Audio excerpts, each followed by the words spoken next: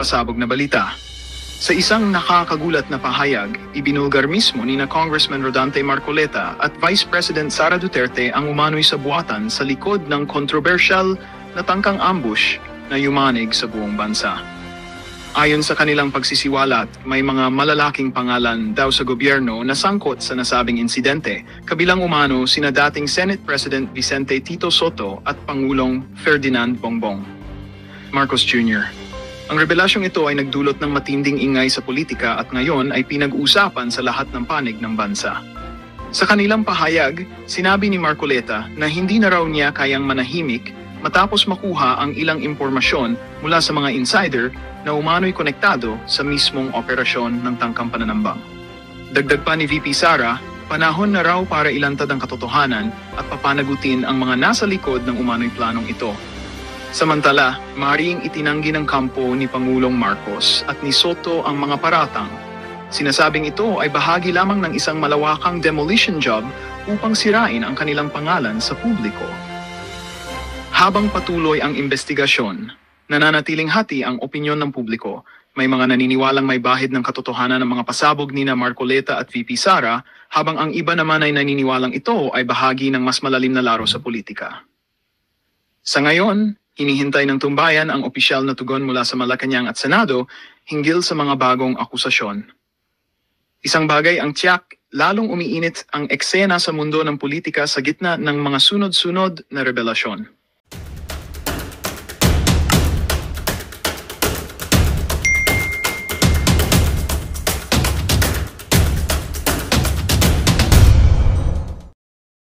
(7:03 AM) kanina. General Luna. Opo. Surigao na ito, Sen, ha? Surigao. Surigao. Ibang lugar po ito kaysa doon sa mga nauna. At ngayon daw po ay nawalan sila ng kuryente dahil sa pangyayari na yan. Kaya alam niyo naman ang Surigao, napakaraming mga, lalo yung bahagi dyan sa ito, yung maraming mga turista. Dinadayo yung lugar na yan, eh. Pero ako sa tingin ko, Sen, sa dami ng mga kalamidad na yan talaga nagpapatibay sa ating mga Pilipino, di ba? Yan ang, kumbaga, ay hinaharap natin at nagpapatatag sa atin bilang isang tunay na Pilipino. Yan, ay totoo naman yan. Ang Pilipino talaga, dahil sa resilient siya, di ba? Matyaga siya, resilient.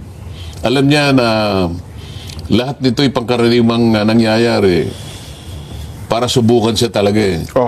Paano mo nga naman susubukan ang katatagan ng isang tao kung di siya dadaan sa ganyan, di ba? Tama po. At pinadadaan sa ganyan, eh. Kasi pag halimbawa, kunwari yan lang yan, hindi siya maniniwala, eh. Totoo po. Di ba? Pero ito, nanginig na ang lupa pag hindi ka pa naman naniwala dyan, ewan ko na lang. Kamukha niyan, yan ba yan? Opo, Surigao del Norte po ito. Ang minsan lang ho kasi, Sen, ang hindi natin matanggap, ito, natural calamities po ito, natatanggap natin. Ang mabigat kasi, Nelson, yung nung man-made calamities, Sen, na dapat sana hindi nangyari, hindi naganap, pero yun po. At isa nga po, ang itong kinakaharap ng ating bansa ngayon. Yun ang nakapanginginig ng laman. Yun ang nakakagalit, Opo. Kung bakit yung kawalang-iyaan ang nananaig. Samantalang ang dami niyang kayang isipin sa ikabubuti ng ating bansa. Kasi lalong-lalo na may pinag-aralan naman sila, eh. Yan, Sana man lang kung alam mo na itong mga taong ito hindi nakatungtong sa paaralan, eh. Kahit grade 2 hindi umabot, eh. Di ba? O kaya naman wala silang kinagisnan na pamilya. Ang mga kahalubilo nila ay puro mga hayop sa kagubatan. Pati salita ng mga hayop, naiintindihan nila. Baka sakaling masasabi mo nang dahil sa kanilang pinagmulan, kaya nakaisip ng ganun, eh. Pero itong mga taong nagsimula nitong pinag-uusapan natin, yung flood control.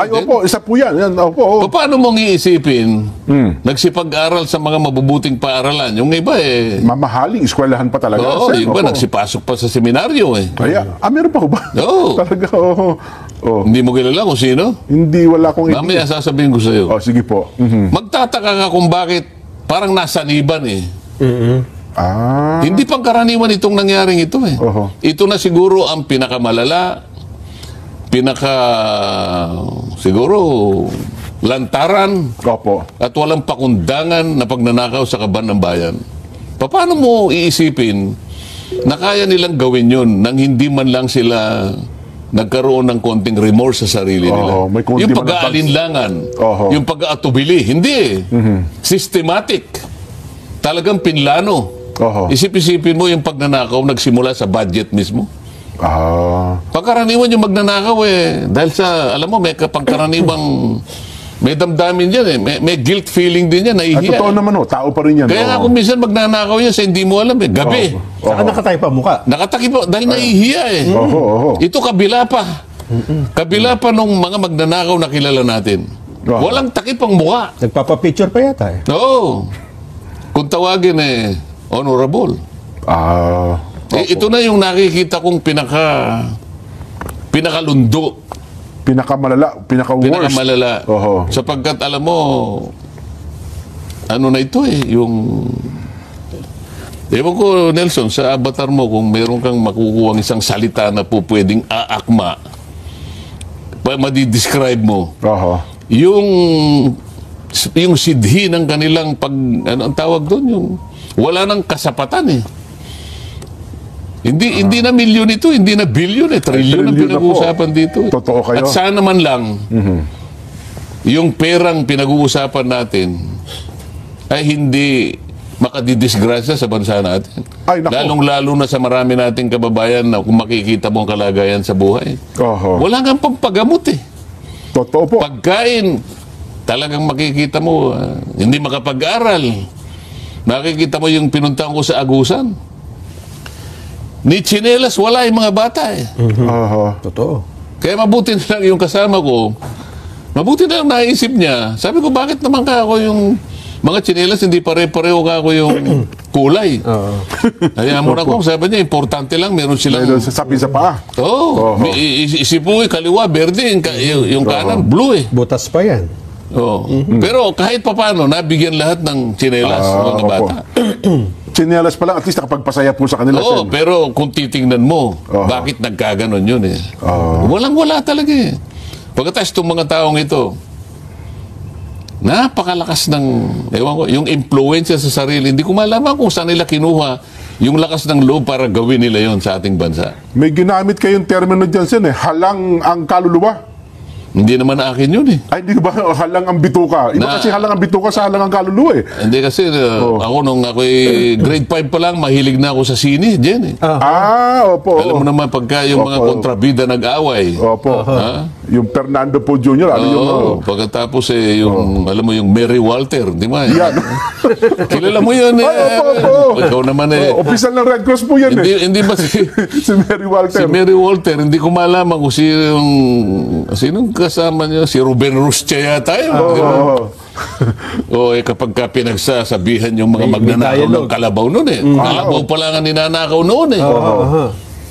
Pagkatapos meron pang mamamatay doon sa eksena na yun. Magsasalita yung Mary Walter.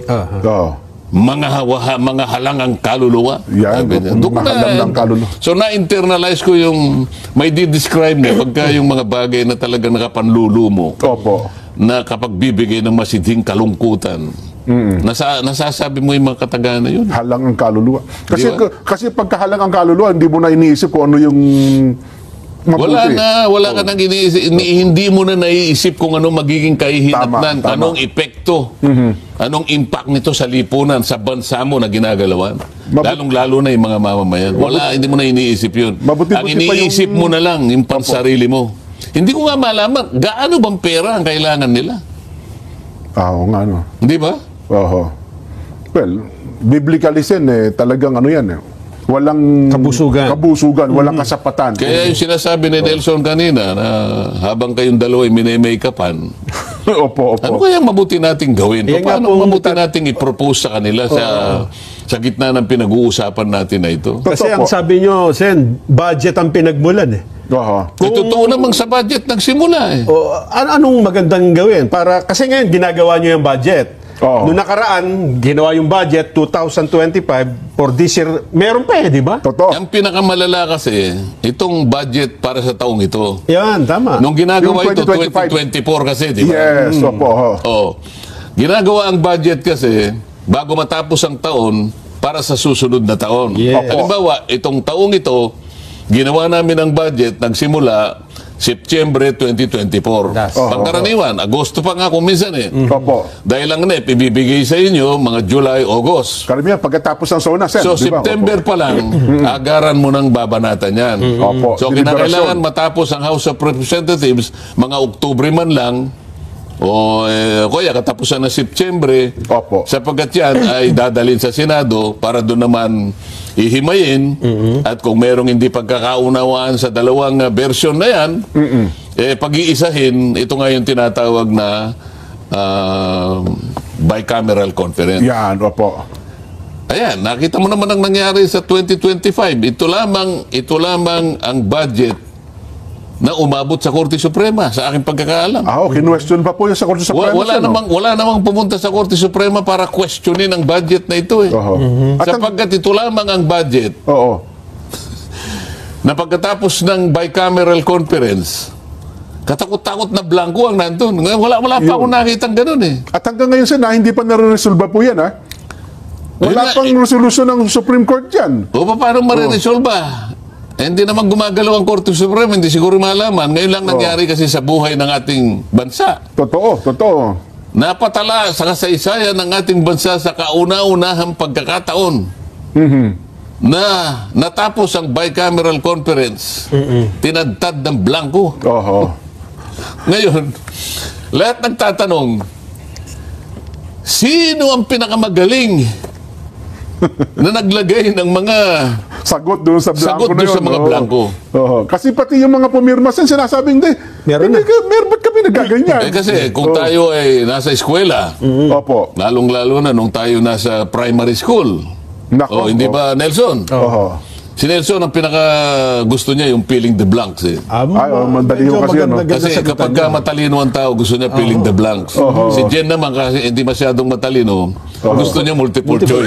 May Baka sakaling may tumama, di ba? May tsamba. May Sabi tsamba. ni Jen, may law of average. May tsamba ito. May tsamba ko rito. Lahat A. Kaya lang si Nelson, sigurado Hindi niya. nag-aral. Mas gusto ko kanya yung filling the blanks. Yan, Di ba? Tama po, tama. Sapagkat kapag wala ka talagang ni-review, Nako, wala ka masisiro ka talaga doon.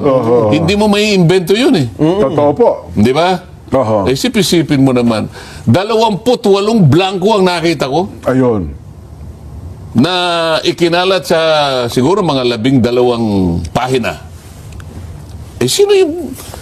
Sino yung pinakamagaling na tao na naglagay ng...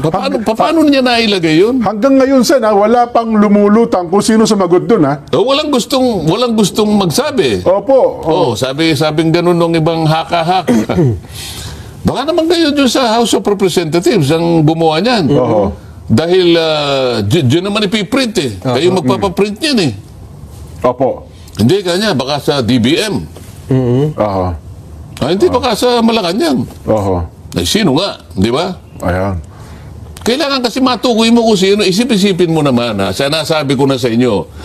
Karaniwan, magsisimula ang debate September, Oktubre, Nobyembre. Opo. O di 3 buwan. Hanggang sa umabot yan sa BICAM nga. Opo. Kumisan nga, halos matapos na yung Disyembre. Nag-aalala na ngayon Di ba? marami. Kasi kapag hindi mo natapos ng Disyembre, marire-enact yun. Okay. Palagay mo na lang 3 buwan. 3 buwan at kalahati kayong nagdidebate. Pagkatapos yung isang tao lang, ang gagawa ng... Doon lang pala ayusin, ano ba? Babaliwala pala lahat ng debate ninyo. Uy, bakit tayo nagdebate? Nagpagod pa tayo na kung minsan nga inuumaga pa tayo ng kakadebate riyan. Pagkatapos isang tao lang mangingiti-ngiti. Ha? Ngingisi-ngisi Sa gitna ng pusikit na karimlan, may dala-dalang ballpen. Pinagsasagutan yung mga blanco. Yung ballpen na yun ang pinakamakapangyarihan sa lahat ng ballpen. Isipin mo. Siya ang susulat. Alam mo yung budget natin, katumbas ng isang cheque lang. Opo. Sabi nila, ayan ang budget. Diyan nakasulat lahat ang bibilhin nating produkto at serbisyo na yan ang pagdadamutan ng bawat isang Pilipino sa susunod na taon. Yan, sa loob ng isang Isang taon po cheque yan. lang yan. Paano ngayon? May blanco ngayon yan. Sino yung makapangyarihan na yun na nagsulat ng mga blanco na yun? Hindi naman natin na blanco yun eh. Oo nga po, no? Hanggang ngayon nga walang umaamin. Sinong sumagot? Hanggang ngayon, pinag-iisipan ng Korte Suprema, paano natin bibigyan ng kasagutan ito? Yeah. Sapagkat ang iniisip sen kasagutan, para ito'y wag nang maulit, papaano ito susolusyonan, 300 mahigit na mababata sa Kamara, 24 na senador, meron bang nakapag-isip sa inyo? Halimbawa, sa inyo pong mga mababatas, kung paano nga kaya mahihinto o masosolusyonan itong problema ho ng pambansang budget natin? Hindi kasi nagkaroon ako ng idea. Kaya nga nagkakaroon ng ganong mga eskema eh. Kaya nagkakaroon ng ganong mga adventurism. O nakapag-iisip sila ng kung ano-anong kaparaanan. Para nga makagawa sila ng bagay-bagay na kanilang pagsasaluhan. Pagkakakitaan. Pagkakakitaan. Yan, opo. Nakita ko na nung ako'y nung nandun ako sa Blue Ribbon Committee. Ano ba ako yung bakit meron na tayong NEP? Yung NEP, ito yung National Expenditure Program na ang nagpupundar nito sa umpisa, yung tinatawag na Development Budget Coordinating Council. Ito yung DBCC. Ito yung DBCC. Sila pala bumubuo ng NEP? Kasama sila doon. Okay. Pagkatapos, kasi pasisimulan nila, sila yung magsisimula ng mga general principles kasi. So, ang DBCC, sila yung magsasabi ng ating mga economic variables. Yung mga economic assumptions natin, kinakailangan ito yung ating magiging parametro. So, sasabihin niya, kailangan ang inflation natin, ang rate of inflation ay, kunyari, hindi tataas sa 4%. Yung ating debt to GDP ratio, ganito. Yung ating ekonomiya, kinakailangan lumago tayo between 5.5 to 6%. Ito yung mga economic variables. So mula doon sa mga variables na yon, magsasubmit ngayon ng kani-kanyang budget ang lahat ng ahensya ng gobyerno. Meron silang pamamaraan dyan, naka-online naman sila eh. Halimbawa, si Nelson, Department of Agriculture. Ikaw naman, DENR. Merong lahat na, DND, lahat na ng ahensya. Magsasubmit ngayon. Ang DBM ngayon, como siya yung naatasan, na siya yung Department of Budget, magbabudget ng lahat ng pondo na yun. Siya magtatala lahat. Depende sa pangailangan. Ang pinakamalaking patalaan na yan, manggagaling sa Department of Public Works and Highways. DPWH pala. Inamin niya na wala siyang masyadong control doon sapagkat specialized agency daw ito. Kaya minsan, pinagtatalunan, paano specialized yan? Bakit wala kang kinalaman dyan? Lahat ba ng itinala niyan? Wala ka bang karapatan para tingnan yan? Sabi po ng DBM, sir? DBM po. Ikaw ang budget eh. Ikaw nakakalam. Di ba pinagmulan natin yung mga economic variables, yung economic assumptions na sila ngayon ang magiging guideline natin. Kaya natin inilatag ito. Tama yun ang pinakapundasyon eh. Lahat eh. Mula doon, inamin nila na, meron na ngayong hanggang sa, ito tinatawag yung stage na to, ito yung tinatawag na budget preparation. Budget preparation yan. So lahat ng nakatala doon, ang assumption natin, ito ang mga pangunahing pangangailangan ng ating bansa at ng kanyang mamamayan. So nakatatag na yun, Ibig sabihin, ang pinagmulan nun ay yung pangkalahatan at individual na tuntunin o na inisip ng bawat ahensya na binuo ng DBM, ito ngayon ang panggastos natin para sa ating mamamayan. At nakasalig na doon kung saan natin kukunin ang ikabubuhay natin. Yung gagastusan na yan. Kaya lang, nung tinanong ko, paano nangyari? Bakit nagkakaroon ng ganito, ganyan-ganyan? Inamin ngayon nila na mula doon sa naitatag na nila nabuo na nila. Yun yung pinaka-NEP. Nabuo na yung conservative estimate. Ito yung pangunahing pangangailangan natin. Yan po ba ipapasa sa Kongreso? Yun po ba yun? Yung kabuuan na yun? Ito nga yun eh. Okay, opo. Ito nga yung National Expenditure Program. Kung tawagin nila NEP. Opo, yun po yung ilang libro na sinasubmit sa Kongreso. Oo, yun. Di ngayon, ito ngayon ang hihimayin. Ngayon, habang inihimay yan, meron silang tinatawag na ibinibigay. Inamin ngayon ng DPWH, may allocable. So, dadagdagan yung NEP, merong lalagyan ng allocable. Bakit ka ako nilalagyan ng allocable? Magtapat na kayo. May allotment pala, no? Kumbaga, ang allocable is an allowance given to the members of the House of Representatives. Kasi doon magsisimula Nakita mo naman sa saligang batas natin, the power of the purse. Tama po. To the House of Representatives. Kasi appropriations ito Yes po, yes. So pagka appropriations, fiscal o private nagsisimula, House of Representatives. Sa House of Representatives. O ba't ka ako nagkaroon naman kayo ng ganong patakaran? Kasi po, para hindi na po mamolestya yung aming mga inilatag. Para hindi na po kayo manggulo. Hindi na pakialaman. Halimbawa, magbigay na lang kayo ng si Congressman Nelson Lubaw. Teka muna, bakit nilagay mo yung ganyan yan? Paano yung distrito ko? Yan. O ngayon, para hindi na po kayo manggulo, sir, wag na po kayo manggulo. Total, meron naman po kayo. May ito yung allocable. Sa isa pala sa kasita, pang areglo pala yun. Allocable. Pagkatapos ng allocable, 300 mahigit yun Opo, sa lower house. Ang bawat isang, sabi ko nga sa inyo, pagka regular congressman ka, 1 billion ang 1 average. billion. Naku, laki. So meron kang, may nakalaan sa yung 1 billion na maglilista ka ng project na gusto mo.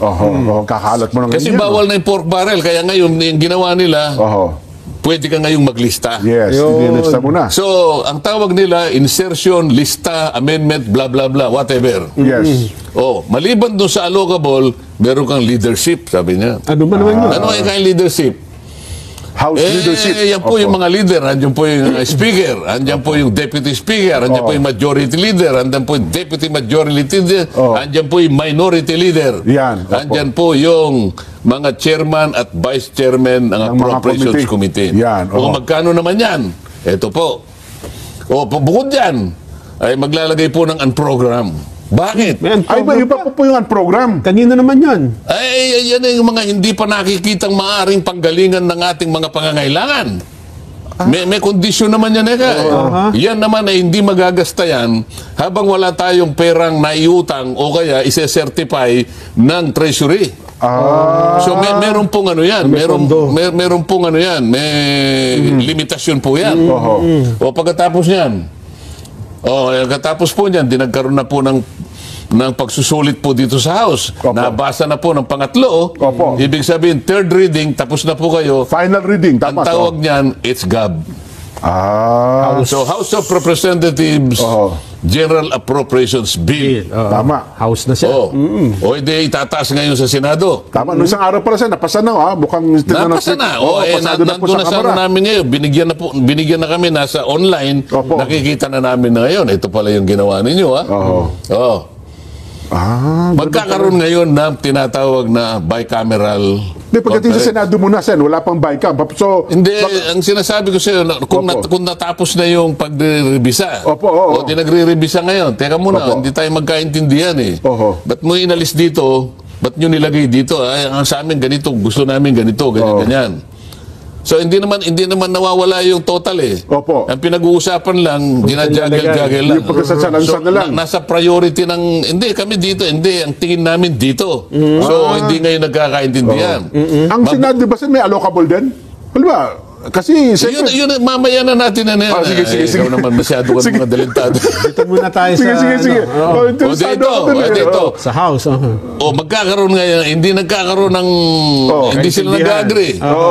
So, merong conflicting version. Tama. Kami ganito hindi kanya po pwede yan. 24 lang kayo 300 kami. Sa isang halimbawa... At saka kayo wala naman kayong distrito. Ba't ba nakikialam kayo ito'y distrito kami? National, Ikaw anong distrito mo? National lang niya kami. Bakit? Magkano ilang bang boto mo? Yun lang. Anong distrito ka ba? Batanes. 8,000 lang ang botante mo. Palagay mo ng binoto ka lang. Ako, milyon-milyon ako. Ilan bang boto mo? 15,845,000. Teka, hindi tayo nagkakaintindihan. BICAM. Ayan. Isang halimbawa niyo dyan, Sen, yung pondo ng DMW, di ba? Nasabi niya, pondo niya ito. Hindi, ang gusto namin, taasan.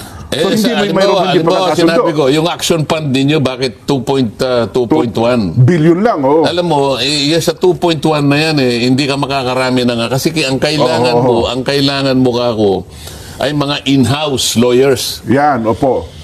Lawyers sila na mauutusan mo. Hindi ka, ayoko yung parang, anong tawag doon? Kukuha ka lang ng Retainer lang. Oh. Pag retainer yun, meron kang quota lang dyan eh. Karaniwan, 100 clients lang yan. Okay. Pag sumobra dyan, another service fee yan.